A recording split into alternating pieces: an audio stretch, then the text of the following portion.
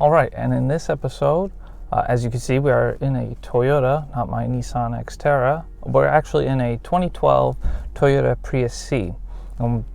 We have to remove the maintenance required light. So you're going to turn on the car, not necessarily start it. Does a little welcome. And then maintenance required. And what you want to make sure is that you're on odometer. By hitting the trip button, you'll go from trip A, trip B to odometer. Now you're going to turn off the car.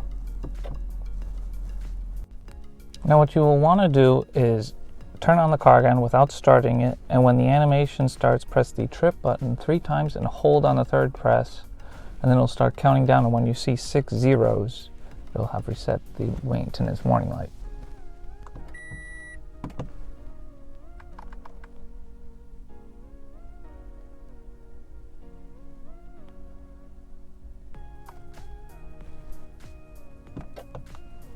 And you can turn it off again. Now once you start the car fully,